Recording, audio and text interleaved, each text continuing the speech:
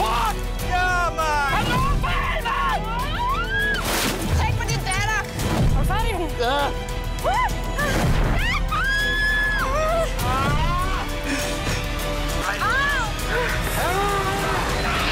Jeg gjorde det! For min overgang.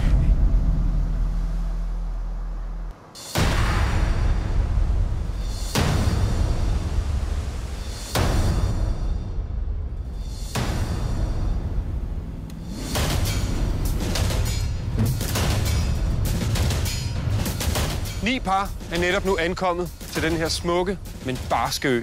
Her skal de kæmpe sig igennem benhårde konkurrencer og vilde udfordringer.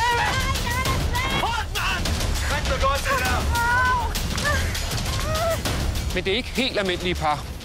De er fraskilte forældrepar, der modigt har valgt at stille op her for at kæmpe for det, der betyder allermest for dem. Nemlig deres børn.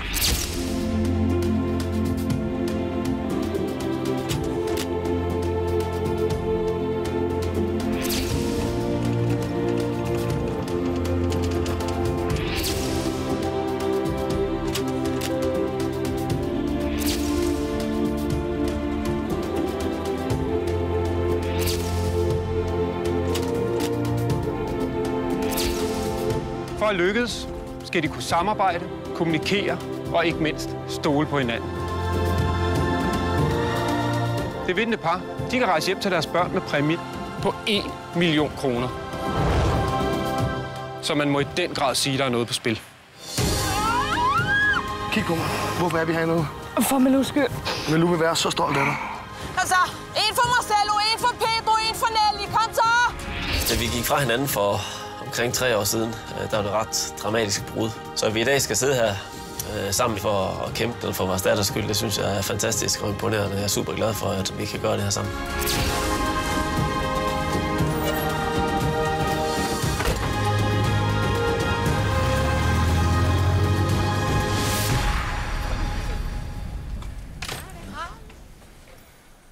Hej med jer. Hej. Var det dejligt at se jer? I lige måde. Nu skal jeg høre. Jeg synes, det er sindssygt modigt, at I kommer herned og stiller op sammen med jeres eks. Der er jo også noget at kæmpe om. For præmien er jo på 1 million kroner. Pengene går nok ikke til jer. Men de går til dem, der betyder allermest for jer. Nemlig jeres børn. Millionen, den bliver sat ind på en spærret konto. Og den bliver først udbetalt den dag, jeres barn fylder 18. Det kunne være fantastisk at kunne sige til ens barn, når hun blev 18 år gammel, at der er altså 1 million på kontoen. Vi skal jo vise vores datter, hvor cool hendes forældre er. Det kan godt være, at mor og far ikke kan finde ud af at bo sammen, men her der samarbejder vi, og så vinder vi den her 1 million til Victoria. Lige hernede bagved, der ligger der en virkelig lækker hacienda, hvor I skal bo det næste stykke tid. Men før I får lov til at flytte ind, så er der en lille udfordring. Jeg kan se, at jeg har taget en masse bagage med, men imellem jer, der står en lille kuffert. Og det er desværre kun den lille kuffert, der får lov til at flytte ind i haciendaen. Så nu skal I altså lige starte med at blive enige om, hvad I vil have med, og hvad I vil undvære. Det er ikke på tid, men så snart I har fyldt den lille kuffert, og den kan lukkes, så er I meget velkommen til at flytte ind. Velkommen til. Ansigtscreme frem på underbukser. Nå, jamen, det var jo hårdt hjemmefra at pakke kun til 20 kilo, ikke? Og så står man nu her lige pludselig og skal snæve det endnu længere ned. Tandbørste. Skal vi dele, eller skal jeg tage min egen med? En deodorant. ja, det bliver sådan en roll-on bandit, ikke? Den har Vi jeg. deler deodorant. Ja, vi deler deodorant, Og og vi tandpasta. deler shampoo. Kan vi ikke nøjes med shampoo, så kan vi både bade og vaske hår i den. Jo. Altså, så må det være det. Ja. Så vi fandt mange dele ting. Så jeg får måske en god glans. Ja, det gør du helt sikkert. Og lidt feminin duft. Det er langt ude, mand. Og du skal have alle dine 1000 parfumer med, og jeg skal have du skal også have noget tøj med. Skal der have med proteiner, mand? Så må hun skulle have nogle mindre BH'er med eller et eller andet. Jeg skal have min proteinpulver. Antiperspirant. Det har jeg også. Så må du vælge den der fra parfumen. Nej. Nej, det vil jeg sgu ikke. Altså, jeg skal have hele den her med. Jeg kan ikke undvære noget af det. Kan du ikke det? Nej, fordi jeg har allerede pakket den lille hjemmefra. Jeg har taget en hel masse ud af den, så det kan jeg ikke. Jeg undværer bare noget undertøj i stedet for, så har plads til det. Oh shit. Tak for hjælpen. Prøv at se, så var det din mand, der trådte til herovre, Ja, det er Jacob. Du er ved at flytte ind over det hele? Ja. Så er du op på højkant. Farvel, kuffert. Det var hurtigt. Ja. Du tog bare alt sammen og bare... Der var ikke så meget. Jeg er spændt. Meget. Rigtig meget. Og klar. Det er vi i hvert fald. Og værsgo at flytte. Tak.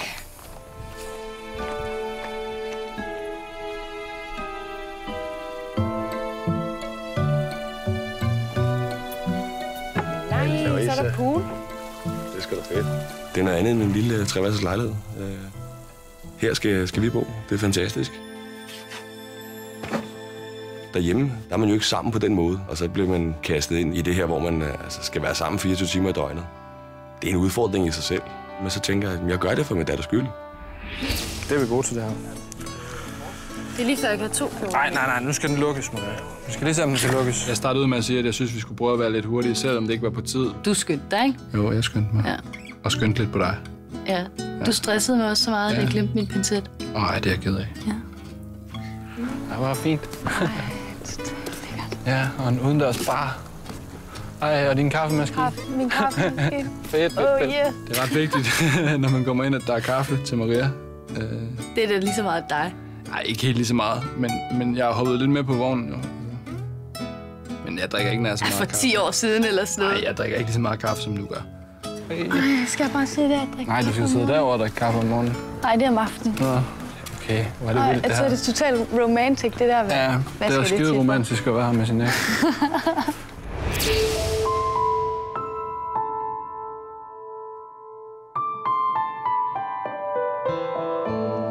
Vores forhold var meget turbulent til tider. Jacob er meget drengerøv. Ja.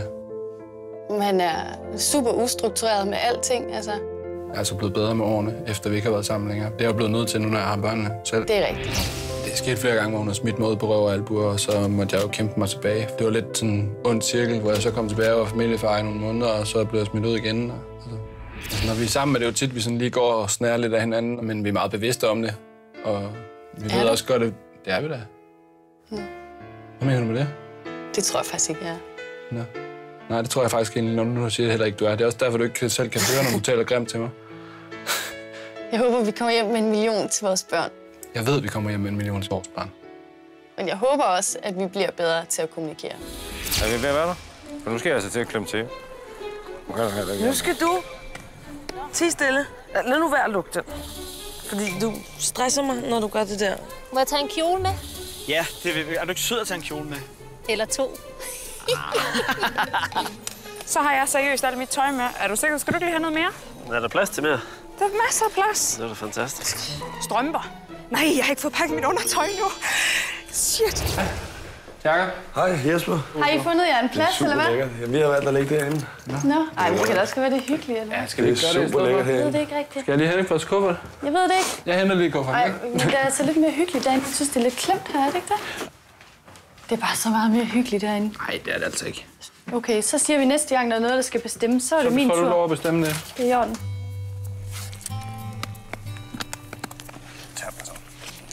Så lykkes det. Ja. Værsgo at flytte. Så, ikke? Og skal vi bare sige det? Det er dig, der bestemmer, om du skal med. Jeg har, hvad jeg skal bruge. Du er værre end jeg er. Ja, det er nok. Alle de der cremer og sådan noget, det er Davids. Yes. Skide godt. Ej, hvor ser det fedt ud. Prøv at se det, mand. Bum. Sådan, prøv lige at... Skal vi lukke vores kuffert? Der er ikke noget problem. Hej. Hej. I ser glade ud. Prøv at høre, jeg håber, I kan bevare de der smil. I hvert fald et godt stykke vej. Det skal vi nok. Også når det bliver hårdt. Yes. Uanset hvad. Men altså, der er jo ikke et højtørt. Hvor har du lyst til at sove hen med? Herinde eller inde ved siden af? Jeg skal lige se, det ved jeg så ikke. Sengen er ens. Var det ikke bare det? Jo, det tror jeg. Jo, siger du. Er der mange deleting nu så? Kosmetikken. Deodoranter og så tandpaksene. Ja. Det var delting. Ja. Den gang jeg mødte Krille, der var det på et diskotek inde i København. Og jeg spottede sådan en meget lækker steg rende rundt med veltrænet krop. Så var jeg solgt. Der stod jeg der bare med min Jolly Cola. Ja. Jeg drak ikke. Jeg troede ikke, jeg var gammel nok til at drikke. Nej, så stod jeg det der. har du ikke været. Så kom du op der med dine shots, Ånne. Ja. Skal vi danse? Så det gjorde vi. Ja, det gjorde vi.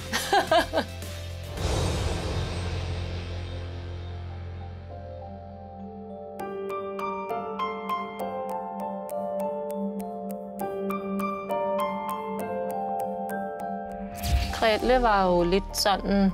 Jeg var ude hele tiden. Meget ude weekender, hvor jeg var hjemme med vores datter. Nogle gange føler jeg måske også, at hun prøvede at lægge låg på mig. Jeg ville jo godt have ham hjemme hele tiden. Ikke? Det var jo mit store, det var jo den der lille kernefamilie. Ikke?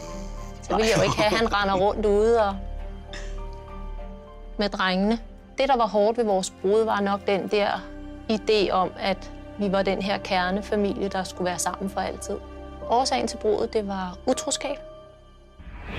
Ej, hvor Da vi ankommer til Haciendaen, så er det bare sådan noget, wow, har godt nok flot. Det er et fedt sted. Ja. Hej, Isabella. Hej. Hej, Isabella. Hej. Få lige kram. Jeg synes, det er sjovt at møde de andre par. Det er også meget hyggeligt. Vildt hyggeligt. Ja, vi fik jeg er talt meget med sikker på, dem. at vi får nogle gode venskaber ud af det her. Kan der være mere i? Det er med lidt. Kom, så kommer den her også. Så går vi.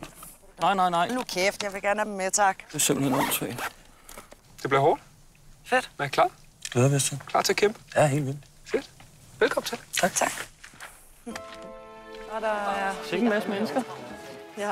Hej, Benjamin. Hej. Benjamin. Benjamin. Stadig Benjamin. Vi skulle have navneskilt, ikke? Og skal jeg have din hårtørre med ind, eller hvad? Nu tror jeg, at din taletid den er opbrugt for i dag, mester. Nej, fuck it. Må jeg lukke? Ja, luk. Hej. Hej. Så fik I pakket. Var det svært? Kun mig, der synes, det er svært. Okay. Så du stod nærmest med sådan en bunke bagefter. Det er sådan en kvindeting, tror jeg. Ja. Man skal lige være sikker på, at man har det hele med, ikke? Og det har du ikke. Nej. Prøv at høre, velkommen til. Tak. Skål for det. Tak. Men vi kan også blive ved med at stå her, ikke? Vi er enige om pænt tøj, det dropper vi bare.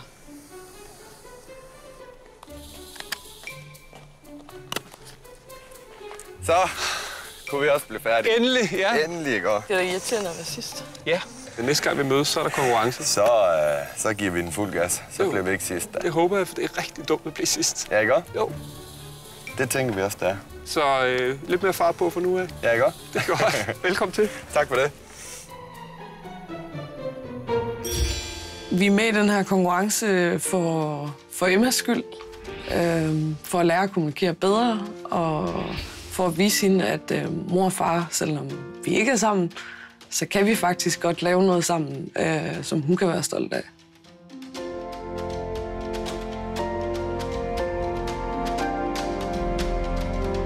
Tobias og jeg, vi gik fra hinanden, da jeg var 8 måneder gravid. Og det gjorde vi, fordi at vi ikke længere var overhovedet samme sted. Altså, jeg byggede rede, og Tobias ville gerne have frihed, inden reden kom. Heldigvis kunne vi ligesom blive enige om, at det var det bedste, inden den lille guldklump kom til verden. Jeg tror, det bliver rigtig, rigtig hårdt. Men jeg tror, at motivationen for at vise Emma, at man giver fandme ikke op, det bliver det, der kommer til at styrke os i konkurrencerne.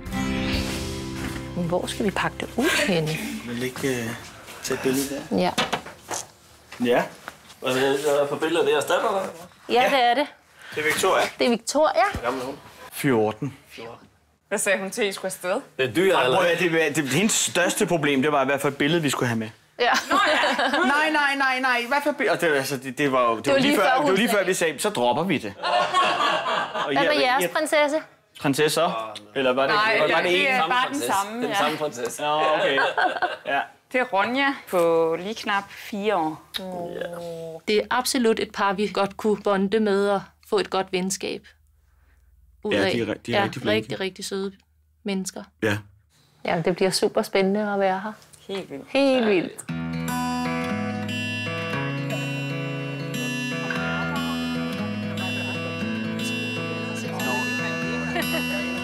Ja, men det er vildt hyggeligt at sidde sammen med alle de andre. Ja. Og få et glas vin. Og... Det gør stemningen lidt afslappet. Må jeg spørge, hvorfor er I gået hver til sit? Fordi det var mig, der skulle åbne al vinen. Men så kom skruepropperne, så var det, hvad fanden skal jeg bruge dig til? Og konen noget drikken. Han er sjov. Altså, han er rigtig sjov. Ja. Han siger jo nærmest ikke noget, der ikke er sjovt. Nej. Jeg håber, det går rigtig skidt for jer alle sammen i morgen. Ja, det der knækker bræk, det var bogstaveligt.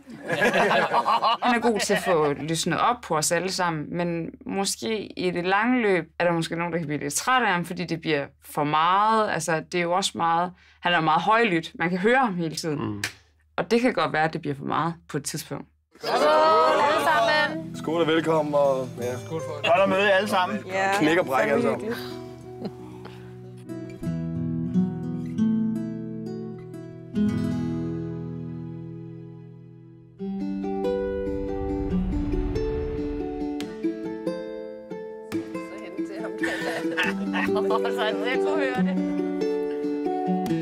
Vågnede du på et tidspunkt og hørte, hvor mange der snorkede op på salen?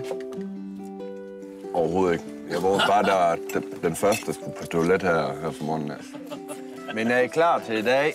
Var ligesom det, der er hele formålet med, at vi er stået op i dag. Det er, om vi er klar til... Ja, et bungee-job til lige at starte alle konkurrencerne med sådan, woohoo! Det kunne være, det kunne være så... Og Anders, han snorkede også helt vildt på et tidspunkt. Der blev jeg nødt til at... Altså, det var virkelig sådan... Det var bare, det har jeg ikke savnet. Den måde, mig og Anders, vi mødte hinanden på, det var fordi, at jeg havde hærværket min lejlighed. Og så skulle jeg melde det til politiet, og betjenten, jeg snakker med, det er Anders. Og vi aftaler så, at jeg skal komme ned på politigården og vise nogle billeder og fortælle, hvad der er sket. Og jeg har aldrig prøvet sådan noget før. Så jeg placerer mig bare ved siden af Anders og sidder med min telefon og viser ham de her billeder og sådan noget. Jeg havde krøller i håret den dag, og de ramte ham vist lidt i hovedet. Og jeg sad og rettede ham lidt. Jeg kunne se, at han sad og skrev på hans computer. Og så sad jeg bag ved ham og sagde, nej.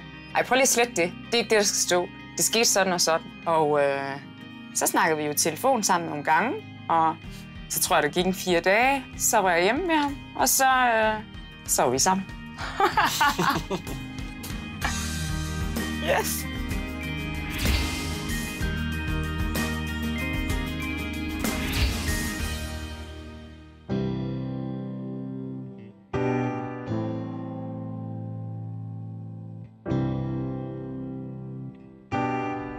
Da vores datter Ronja var kommet til verden, det var samtidig som jeg valgte at starte det her selvstændige træningscenter, samtidig med at jeg arbejdede fuldtid ved politiet, hvilket bevirkede, at jeg stod så aldrig var hjemme. Og det var så samtidig med, at Mille gik hjem på barsel og havde ocean af tid et eller andet sted og gik alene med Ronja. Og det var en meget dårlig kombination, og det var ligesom hovedårsagen til, at vi gik fra hinanden. Altså, jeg følte mig utrolig forladt, og bum, det var bare slut med alt det her romantik, og ja, det var vildt hårdt. Ja.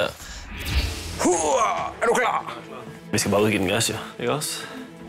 Mega. Vi giver den bare gas og vinder uanset hvad. Skal vi ikke sige det? Det er den. Skal du love det? Jeg lover. Vi har gennemtænkt alle scenarier i den første konkurrence, men jeg tror, at man skal bare lade være, og så skal man bare klø på, når det endelig kommer, fordi jeg tror ikke, vi har nogen anelse om, hvad det er, der egentlig venter. Man kan ikke forberede sig med. Vi skal vinde i dag. Ja. Eller, det gør vi. Ja. Jeg tror, der ryger nogen hjem i dag.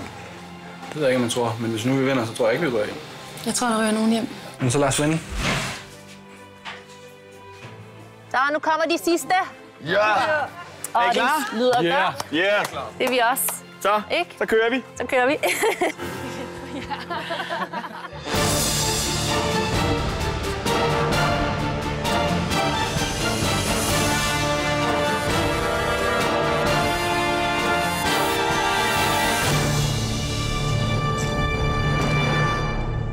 Velkommen til jeres første konkurrence. Tak.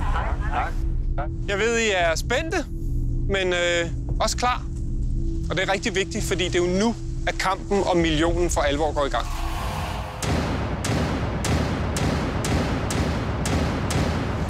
Deroppe, der hænger 3 små platforme med en rebstige ned på hver side. Hver par skal kravle op af hver sin rebstige, krydse hinanden på platformen og kravle ned på den anden side. Når I er nede på jorden igen, så skal I lige give hinanden et high five, og så er I i mål. Konkurrencen den foregår i 3 heats med 3 par i hver, og det kan godt betale sig at give den gas. Fordi taber man et heat, så ender man i farezonen. Og det er et rigtig dårligt sted at være. For i morgen, der er nemlig eliminering, og der bliver det afgjort, hvem af de 3 par, der er i farezonen, som bliver det første par, der bliver sendt hjem uden 1 million til sit barn. Er reglerne forstået? Ja. Yes.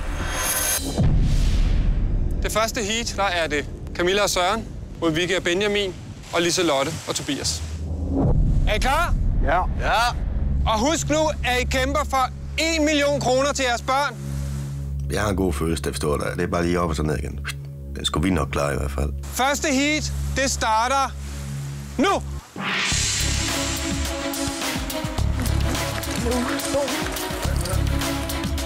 Tobias, du skal ikke være foran mig. Så vipper den for meget. Prøv at holde dig inde mod stigen, hvis du kan det. Dine arme, mand. Mine arme er syre. Du skal ikke først op.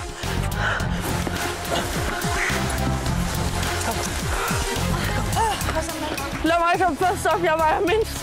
Så skal du jo benene så meget.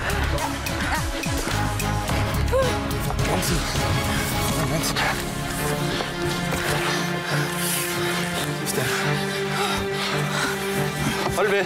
Rulle jeg var ikke sige noget.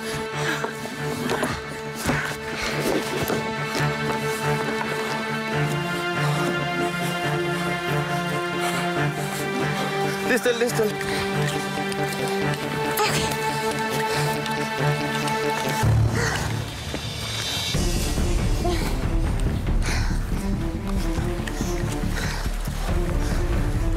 Jamen, jeg synes, det går fint på vej ned. Jeg tænker, nu skal jeg bare hende ned.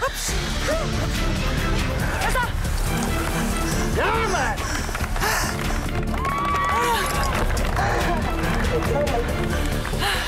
Jeg kan falde nu. Jeg kan falde! Min arme, mand. Fuck! Andet heat starter nu! Fuck, mand! Og så får jeg bare en blackout.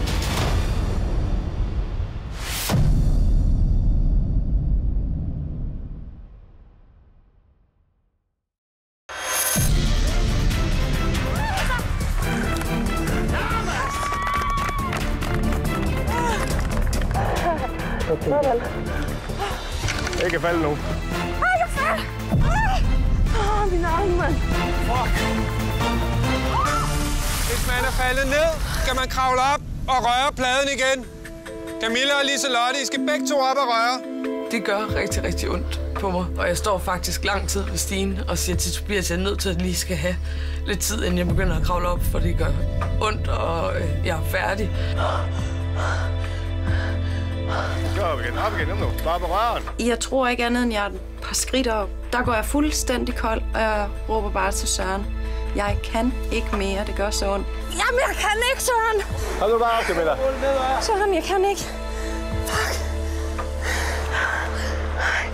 Jeg har slet ikke flere armmuskler. Altså, armene, de kunne sgu ikke mere. Men så kan jeg se, at modstanderen, hun begynder at klatre op, og så kan jeg godt se, hvis vi skal have en chance for det her, så er jeg nødt til at bare at skære op af.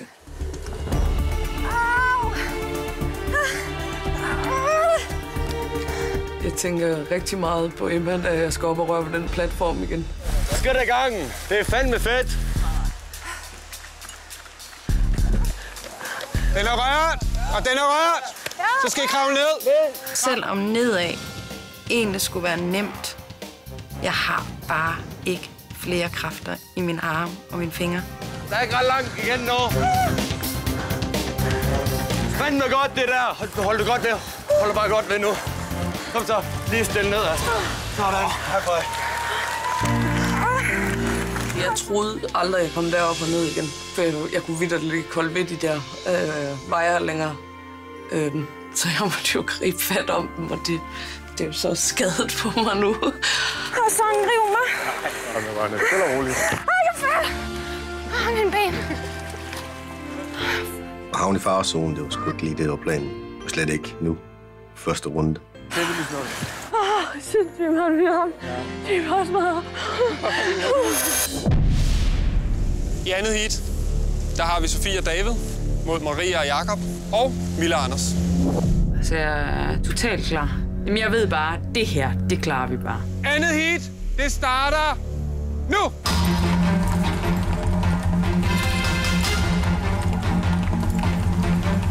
Kom så, Maria. Ja. Okay, godt.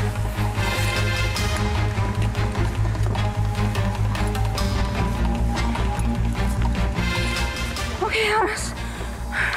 Det er skide godt. Det passer godt. Det går. Det går skide godt. Okay.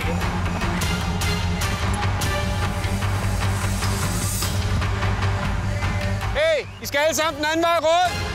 Der er jo det her med, at man har sådan nogle sikkerhedsliner på, og så skal den ene gå til den ene side, og den anden skal gå til den anden side, for at de her liner ikke krydser hinanden. Og så sker der bare det, at det får vi byttet rundt på, så de her liner krydser hinanden. Ja. Det opdager vi bare ikke. Hey, I skal alle sammen den anden vej rundt! Det er løgn! Var det god? Ja, men det er den forkerte vej, man. Ja, også. Fuck, rolig. Pisse godt, Anders. Bare fortsæt. Det er langt foran, det er langt foran. Det er langt foran, langt foran. Man! Sådan, man! Kom så, Anders! Kom så! Nu ned, du har ham! Kom nu, Anders! Kom nu, skat! Kom nu! Ind ned! Anders, kom så! Kom nu! Kom nu! Ja! Sådan der! Fuck, mand! Vi kravlede sgu da den rigtige vej rundt! Fuck, hvad det lærte, mand. Vi gik den fucking rigtige vej rundt om den snor. Ja, det gjorde vi alle sammen. Det var alle sammen var sådan der. Jeg er rigtig galt, at jeg kommer ned, fordi at, det havde været lidt noget rod undervejs, det der med, at vi skulle op igen, fordi linerne var blevet krydset. Og jeg vidste nemlig, at vi førte, da vi var op første gang, så at sige, at det gik rigtig godt. Vi gik pisse godt. Hvad fanden sker der? Ja, så endte det så med, at vi kom sidst ned, eller jeg kom sidst ned, og ja, så blev jeg bare endnu mere forbandet. Jeg også blev sur, hvis det var foregået uden alt det der rod, der nu blev jeg bare ekstra sur. Ja. Det gjorde jeg. I tredje heat, der har vi Lykke og Kjeld mod Mulle og Jesper og Isabella og Krille. Er I klar? Ja.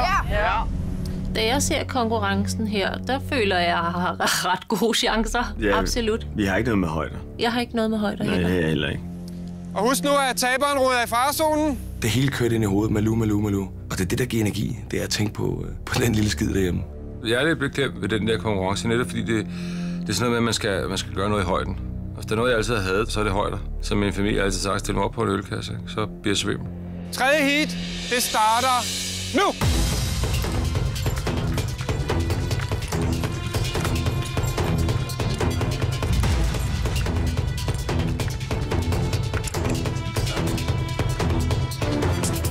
Jeg har frygt på hele vejen op. Jeg kan virkelig mærke, at det hele sidrer, og min krop den skriger. Og jeg har allermest lyst til bare at slippe hele lortet, og så sige, ej, jeg skal ikke derop. Altså.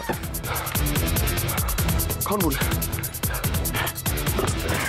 Kom, Mulle. Det er fandme flot. Kom, skal. Jeg falder ned, den er løs. Nej, du kan. Nej, den er stiv.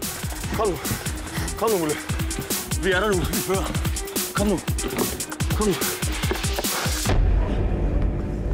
Men det er jo ligesom, at der skete den der noget platform. Så startede konkurrence igen, og jeg slog alt fra. Kom så, Kjeld, du kan godt. Så lad os se, hvor langt vi får en. Kom, Mulle. Sådan! Kom så, Kjeld.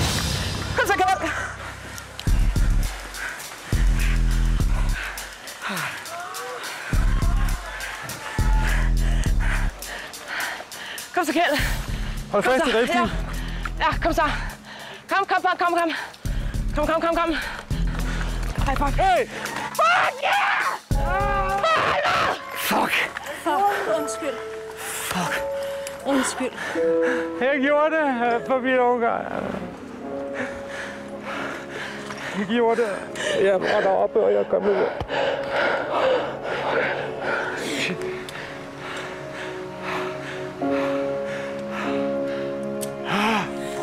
klare. Skide godt klare. Det gør sgu lidt nas. Ja. Også fordi, at det skulle få grund af Victoria være her, ikke? Jo. Og kæft, hvor vil jeg bare ikke gerne hjem.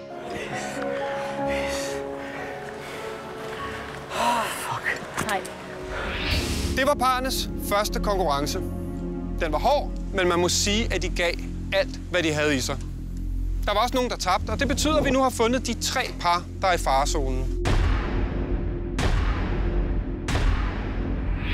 I morgen, der er eliminering.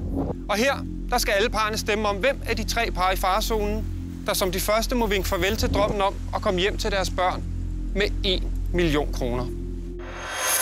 Jeg bliver utilpas. Så kan jeg se i hans øjne, at han bliver helt sløret. Og så får jeg bare en blackout. Hvis man skal stemme taktisk, så er det ikke mig. Så vi har valgt at sætte vores stemme på.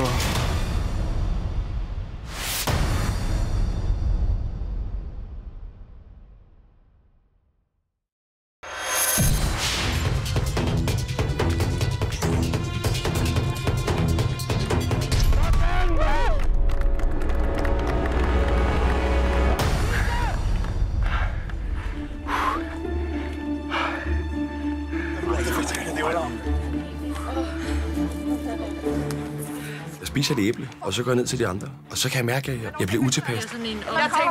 Lige så sætter han sig ned, og der tænker jeg bare, okay, vi skal lige have fat i en læge, nu får han solstik. Og så kan jeg se i hans øjne, at han bliver helt sløret. Og så får jeg bare en blackout.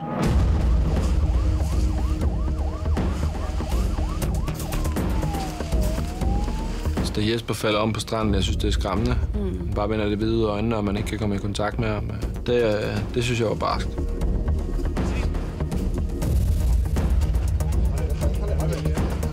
Jeg vågner lidt op i ambulancen. Så stod der en masse mennesker. Hovedet ind i ambulancen, så jeg blev helt sådan. Der var jeg bange for, at det var nu. Altså, nu stiller jeg sgu sko.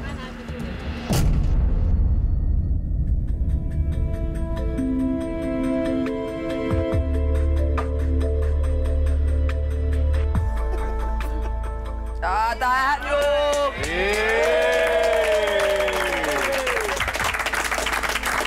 Lidt bedre, end da du lå nede på stranden der. Altså, jeg blev rigtig rørt, når man kommer ind der. Og alle sammen, altså, jeg får helt gåsehud nu, mand. Alle sammen, de rejser sig op. Altså, det viser, hvor fede mennesker man har sat sammen på et sted. Tak for det. Det var super fedt at se. Jesper, han kom ind ad døren der og så frisk ud igen. Jamen, jeg fik at vide, at mit blodsukker, det var ekstremt lavt. Altså, det var rigtig langt nede i forhold til, hvad det skulle være. Og det var det, der gjorde det, at det sådan fik en blackout. Men du er up and running? Jeg er klar til næste dyst. Og tak alle sammen. Det er rart at vide, at man ikke dør alene.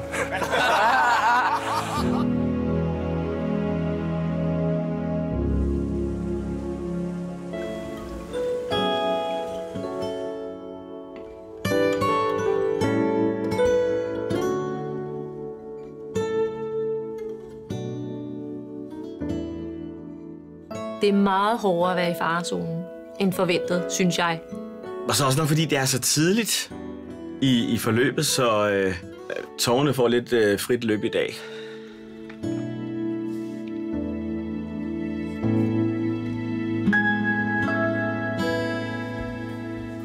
Det var hårdt, da vi skulle pakke ungernes billeder ned. Vi vil gerne vinde det her for vores børns skyld. Det er ikke rart at tænke på, at man muligvis kan ryge ud.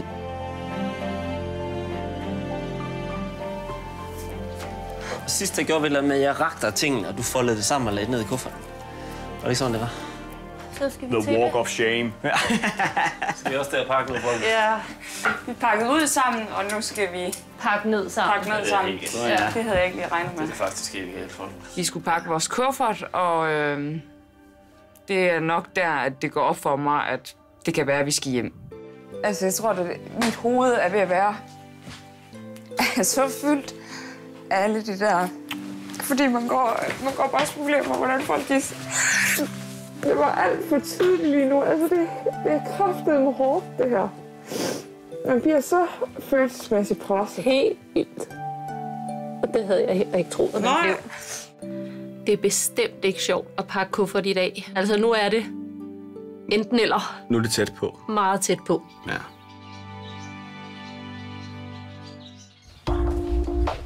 Det er absolut ikke sjovt at skulle vælge. Vi er nødt til at finde ud af, hvad vi gør. Men igen skal vi tænke på, at vi er her for vores børns skyld, og vi er hernede for at kæmpe for dem. Vi er nødt til at sortere dem fra hele tiden, så vi føler en trussel. Jeg tænker krammerkat og Isabella. Hvis vi får dem væk, så har jeg en stor chance, hvis det handler om fysiske udfordringer. Hvad vil du helst? Komme hjem med 1 million til ungerne og have haft en skidt oplevelse hernede, eller vil du komme hjem og have fået nye venner og ikke få nogen penge med hjem? Det bliver så meget dit valg. Ja. Det skal jeg nok sørge for at sige. Det er mig, der har truffet den beslutning, ud fra et taktisk perspektiv.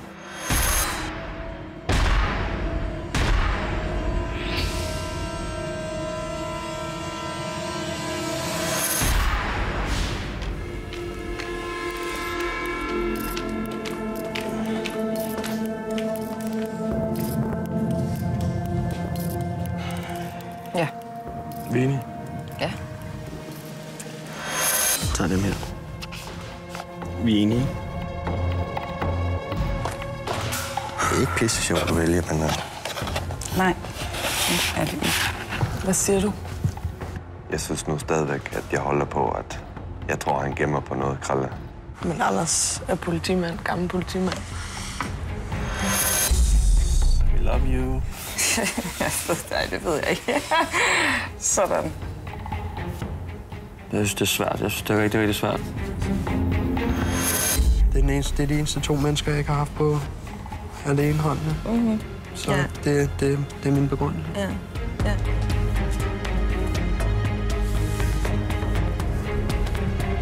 Det er ikke mit valg. Nej. Skal vi putte den i? Det er dine venner. Ja, hvad nu?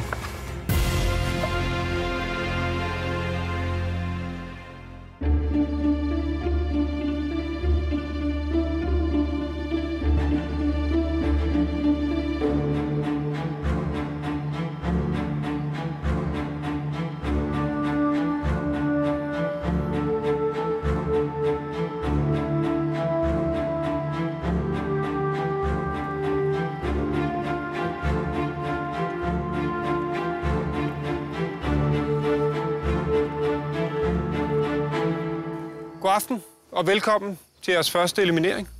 Selvom I har kæmpet og stået sammen for jeres børns skyld, så er der kun et par, der kan stå tilbage som vinderen af præmien på 1 million kroner til jeres børn. Camilla og Søren, Isabella og Krille, Milla og Anders, I er alle sammen i fare.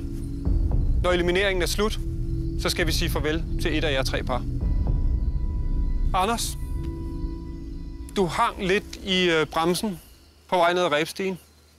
Hvordan har du det med det? Skal vi snakke om den konkurrence igen? Jamen, jeg synes, det var irriterende, at jeg faktisk endte med at komme sidst ned ad rebstigen. Uagtet hvad der så foregik undervejs op på broen og alt muligt andet, så kom jeg stadig sidst ned. Og det er selvfølgelig rigtig, rigtig irriterende. Krille, du er jo normalt en rigtig glad dreng. Men det var ligesom om, at smilet det stivnede altså lidt i går, da du kom ned ad rebstigen. Hvad skete der? Ja, vi var de langsomste. Ja. Så det var det, der skete. Camilla og Søren, hvordan ville I have det med at være de første, der skulle rejse hjem? Træls. Det var rigtig træls. Par for par, der er I blevet enige om, hvem I synes, der skal hjem som de første. I er 9 par, så der er i alt 9 stemmer i afstemningen. Om et øjeblik, så skal I komme herop og vise mig og de 3 par i farezonen, hvem jeg stemte på. Anders og Mille, vi starter med jer.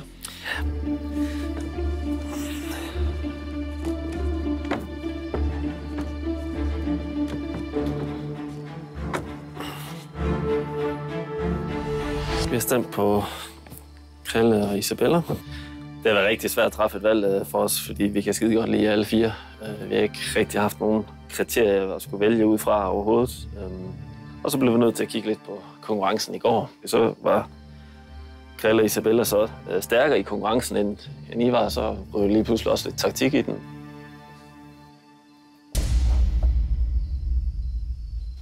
Så er der Camilla. Værsgo.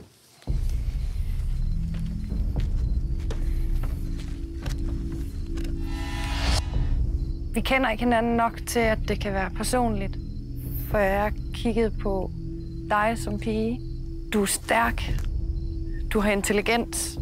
Du er en konkurrent. Men jeg kan skide godt lide dig. I lige måde. Fair nok.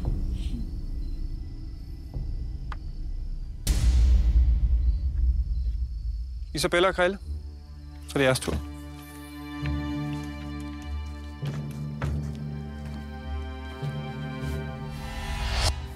Vores valg er faldet på Camilla og Søren. Hvis man kigger på jeres konkurrence, så virker I fysisk stærkere som en trussel imod mig og Isabella. Helt okay. Jer tre i farezonen, I har valgt at fordele stemmerne ligeligt. Nu skal vi prøve at se, hvordan I andre I har sat jeres stemmer. Benjamin og Vicky, vi starter med jer.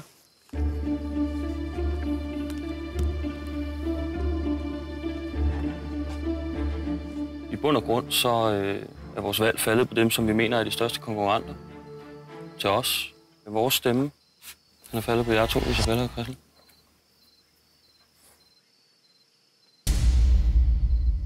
Jesper Mulle, så er det jeres tur.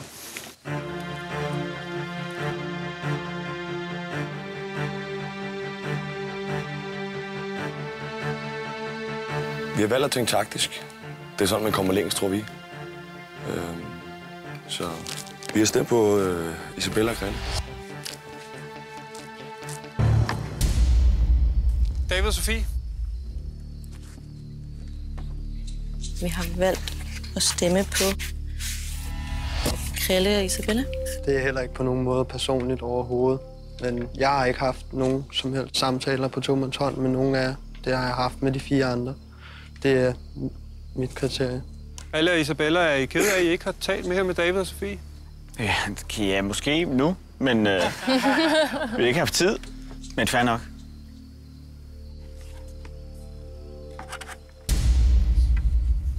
Camilla og Søren, der er 1 stemme på jer. Mille og Anders, der er også 1 stemme på jer. Isabella og Krille, der er 4 stemmer på jer. Det betyder, at hvis den næste stemme også er på jer, så er det helt afgjort. Maria og Jacob.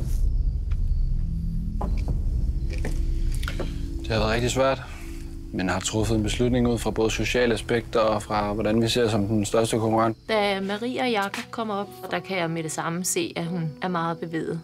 Og det rører mig. Så vi har valgt at sætte vores stemme på Krille og Isabella. Og da de så trækker billedet ud, og det så også, så kan jeg godt se, hvorfor. Maria, du er ked af det? Ja, det er. Det var nogle af de mennesker, som jeg synes, det kunne være fedt at være sammen med i 4 uger. Hvorfor har du så været med til at stemme på dem? Vi har været enige om hjemmefra, at hvis man skal stemme taktisk, så er det ikke mig. Den tager jeg gerne på mine skuldre. Jeg synes jo også, det ville være svært at stemme nogle af de andre hjem.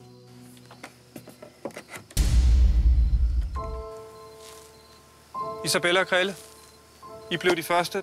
Yep. Med drømmen om at komme hjem med 1 million til erstatter. Det slutter her. Super ærgerligt. Super, super ærgerligt. Pis. Ja. De var åbenbart meget bange for os. Nu er det jo afgjort, men for en god ordens skyld, så skal vi lige se de sidste stemmer. Kjeld og Lykke. Tobias og Liselotte. I de ældste par og det sejeste par. Og det kan vi jo bare tage som en kompliment. Men det er mega nederen. I hver os bare se alle stemmerne bare var på os sådan. Det var lidt...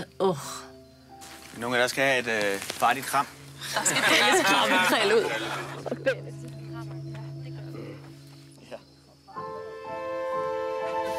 Tak for nu. Præcis. Hej.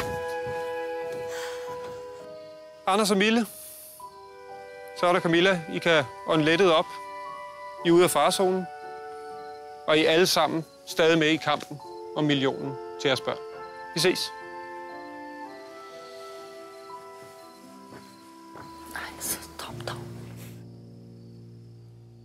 Jeg ved ikke, om jeg synes, vi har svigtet Victoria. Det har vi ikke, for vi har jo gjort det bedste, vi kunne.